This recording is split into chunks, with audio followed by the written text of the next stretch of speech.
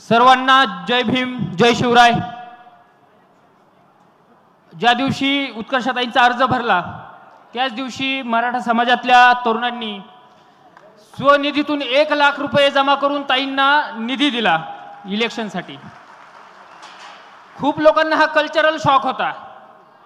त्यांना cultural shock यामुळे होता की त्यांना कळलंच नाही की हे काय झालं अचानक।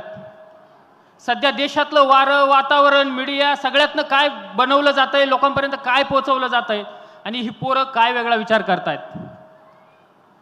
त्यांना हे माहीत नसतं की शेतकरी समाज असलेला मराठा समाज जो आहे, या समाजाच्या बाबतीतलं आत्ताचं जे सगळ्यात मोठं आरक्षणाचं आंदोलन सुरू आहे, याची सुरुवात जेथून झाली त्या कोपर्डीच्या प्रकरणावेळी काही लोकांनी, समाजकंटकांनीच म्हणता येईल, प्रतिमोर्चे काढण्याचं आवाहन केलं होतं। त्यावेळेस श्रद्धेय बाळासाहेबांनी सांगितलं की जमणार नाही, शेतकरी समाज आहे, त्याचे वेगळे प्रश्न आहेत, देशभरातले प्रश्न आहेत, आपण त्यांच्या सोबत उभं राहिलं पाहिजे। कोपर्डीपासून बाळासाहेब आपल्या सोबत आहेत हे मला दिसतंय। त्या अगोदरही त्यांनी वेगवेगळ्या भूमिका घेतलेल्या आहेत। त्यानंतर जेव्हा आत्ताचं आंदोलन पीक पॉइंटला पोहोचलेलं होतं त्यावेळेस दुसरा एकही नेता महाराष्ट्रात छाती ठोकपणे सांगणारा नव्हता की माझ्याकडे फॉर्म्युला आहे, मला सत्ता द्या, मी मराठ्यांना आरक्षण देतो।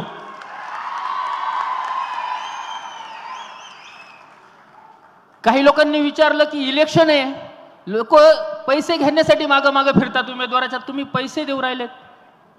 म्हटलं लोक त्याच उमेदवारांच्या मागं पैसे मागायला फिरतात ज्यांना माहिती यांनी आजपर्यंत आपल्याला लुटलेत आणि खिशे भरलेत। उत्कर्षताईंच्या बाबतीत सगळ्या समाजाला माहीत आहे, सर्व जाती धर्माच्या लोकांना माहीत आहे। या ज्या शिक्षण संस्था चालवतात त्या गोरगरिबांच्या पोरांसाठी चालवतायत, स्वतःच्या स्वखर्चातनं ओपन कॅटेगरीच्या पोरांना देखील त्या तिथे शिकवतायत। मतदान करायचं ठरलं सगळ्या शेतकरी समाजाचं। या शेतकरी समाजाचं दुःख बाळासाहेबांना समजतं। याचं कारण बहुतेकांना माहीत नसतं की बाळासाहेब स्वतः शेतकरी आहे। मी 15 वर्षापासून साहेबांना ऐकत आलोय, वेगवेगळ्या स्टेजवरती ऐकत आलोय, चळवळींच्या, शेतकऱ्यांच्या छोट्यातल्या छोट्या प्रश्नापर्यंत साहेबांना जाण आहे। आमच्या यावेळेस सगळ्या शेतकरी समाजाचं ठरलं की शेतकऱ्यांना मातीत घालणाऱ्या भाजपला आपल्याला गाडायचंय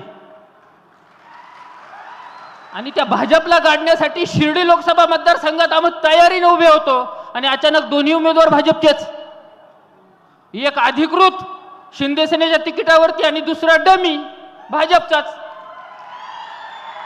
ज्याच्या व्हिजिटिंग कार्डवर आजही भाजपचाच उल्लेख सापडेल। मित्रांनो, भाजपला जर गाडायचं असेल तर त्यासाठीचा आपल्यासाठी सर्वात योग्य समोर उमेदवार जो आहे तो कोण आहे हे वेगळं सांगायची गरज नाही। त्या उमेदवार निवडीसाठी इथल्या सगळ्या स्थानिक पदाधिकाऱ्यांनी वंचितच्या जी मेहनत घेतली आणि सांगितलं, इतर अनेक प्रलोभन होते, त्यांना सांगणारे होते की आम्हाला तिकीट मिळवून द्या, आमच्यासाठी शब्द टाका, पण यांनी सांगितलं जमणार नाही, उत्कर्षताई याच निवडून येणारे आणि प्रामाणिक उमेदवार आहेत, आम्हाला त्याच हव्यात। त्यात अजिजभाई असतील, विशालभाई असतील आणि सर्व आहेत, नावं सर्वांची घेणं शक्य नाही। त्या सर्वांची आणि श्रद्धेय बाळासाहेबांचाही मी खूप खूप आभारी आहेत की कोणाला मतदान करावं हा गंभीर प्रश्न आमच्या समोर असताना तुम्ही आम्हाला ताईंच्या रूपानं सर्व योग्य असा पर्याय उपलब्ध करून दिलात। मतदान करताना ताईंनाच मतदान का करायचं हे समजून घ्यायला हवं। समोरच्या दोन्ही उमेदवारांची पार्श्वभूमी आपल्याला माहीत आहे। लोखंडेचा सॅनिटरी पॅडचा घोटाळा आपल्या सगळ्यांना माहीत आहे। जो माणूस आपल्या आईच्या, बहिणीच्या, मुलीच्या, पत्नीच्या आरोग्याशी खेळू शकतो, जीवाशी खेळू शकतो, तो आपल्या जीवाशी काय खेळणार नाही? कोणी मत देणार का त्याला? आपण सगळे शिर्डीकर आहोत, साईबाबांना मानणारे आहोत। श्रद्धा सबुरीवाले जरी असलो तरी साईबाबाची खोटी शपथ घेणाऱ्या वाकचौऱ्यांना मतदान करणार का? जो साईबाबांचा होऊ शकला नाही तो आपला काय होणार? मित्रांनो, या इलेक्शनला सर्वांनी लक्षात ठेवा, ताईंचं चिन्ह प्रेशर कुकर, सर्व समाजाची लोक ताकदीनं बरोबर आहेत।